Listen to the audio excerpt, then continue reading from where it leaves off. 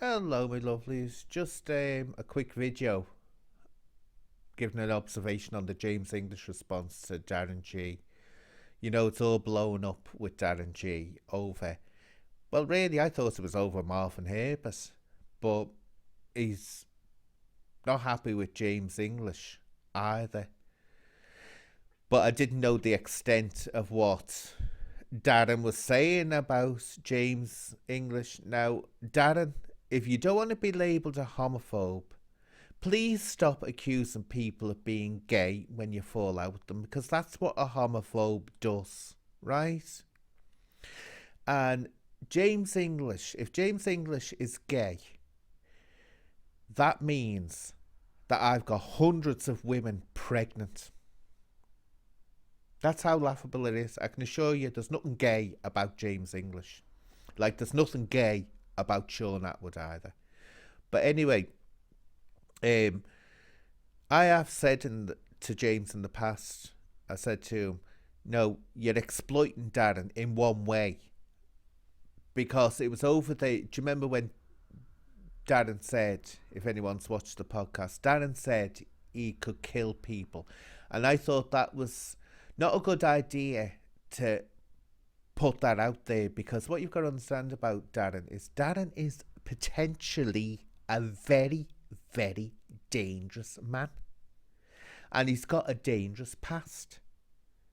So the police are watching him. He'll be getting watched like a hawk. Now, that doesn't mean that the police are taking down his podcasts, that the police are taking down his Twitter accounts. They're not. They'll just be watching him. Because they've got good reason to watch him. But what James has done is to reveal things that we didn't know about his trying to help Darren get on and get his podcast and all this. And you can tell James is really hurt by it. Because, as I say, this is the first for James. He really never, ever does do anything like this, gives explanations. People can call him. I've done it in the past. I fell out with him. Big style at one point. And he doesn't go publicly defending himself. So, whatever his working relationship was with Darren, or his plans with Darren were, he was passionate about it. So I'd like to apologise to James for saying that he was using him. Because it came out like I was saying that he was just using him. It didn't actually mean that. It's just I thought it wasn't wise to put that one video out there where it was stressing the threats that Darren had made to kill people. But the hope is that Darren gets himself together, because you've got to understand as well, he's got so many things wrong with him. He said this himself, so many conditions that haven't even been diagnosed. He's had an absolutely brutal childhood, totally brutal, that would mark anyone. So his brain is more or less stunted. And that happens, you know, when people go on about, especially when they go on about taking drugs and stuff like that.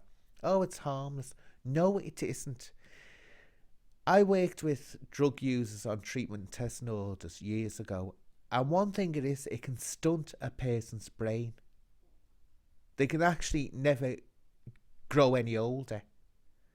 So it's dangerous for a young person to start taking drugs, because it stops their neurons developing. Or that's how it was explained to me anyway. But it's sad. I think Darren could have achieved a lot with this, with James's support. And it's obvious that James is hurt by it. But I'll leave it there, my lovelies. You know, I think James is a businessman, and he'll carry on and carry on and carry on. The problem is, if Darren keeps on going on like this, he's just going to end up falling into obscurity and no one will listen to him at all. But can Darren help that? I don't think he can. You can't cure brain damage, which he appears to have, without, serious medical help. So I'll leave that, my lovelies.